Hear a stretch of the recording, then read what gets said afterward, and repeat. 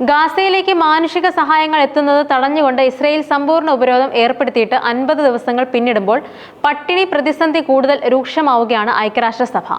Palestine അഭയാർത്ഥികൾക്കായുള്ള ഐക്യരാഷ്ട്രസഭ ഏജൻസിയുടെ തലവൻ ഫിലിപ്പ് ലസാരിനിയാണ് ഇക്കാര്യം വെളിപ്പെടുത്തിയത്. ഹമാസിനെ നശിപ്പിക്കുകയും ബന്ദികളെ മോചിപ്പിക്കുകയും പ്രദേശം ഇസ്രയേലിന് ഭീഷണിയാകില്ലെന്ന് ഉറപ്പാക്കുകയും ചെയ്യുന്നതുവരെ യുദ്ധം അവസാനിപ്പിക്കില്ലെന്നും ഇസ്രയേൽ പ്രധാനമന്ത്രി ബെഞ്ചമിൻ നെതന്യാഹു വ്യക്തമാക്കി.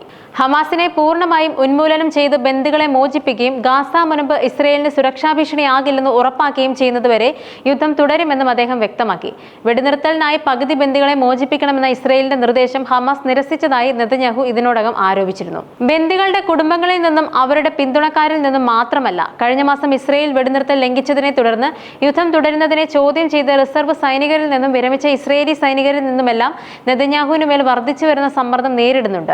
കൂടാതെ തുടർച്ചയായ വെടിനിർത്തലിനായി പകുതി ബന്ദികളെ മോചിപ്പിക്കാനുള്ള ഇസ്രയേലിന്റെ ഏറ്റവും പുതിയ നിർദ്ദേശം ഹമാസ് നിരസിച്ചതായും അദ്ദേഹം പ്രസ്താവനയിൽ അവകാശപ്പെടുന്നുണ്ട്. അതുകൊണ്ട് തന്നെ ബന്ദി മോചനത്തിനായി ഹമാസിന് മേൽ സമ്മർദ്ദം ചെലുത്താൻ ഇസ്രയേൽ ആക്രമണം ശക്തമാക്കുകയാണ്. ഗാസയിലുടനീളം ആക്രമണം വ്യാപിപ്പിക്കുമെന്നും സുരക്ഷാ മേഖലകൾ പിടിച്ചെടുക്കുമെന്നും ഇസ്രയേൽ പ്രധാനമന്ത്രി ബെഞ്ചമിൻ നെതന്യാഹു പ്രഖ്യാപിച്ചിരുന്നു.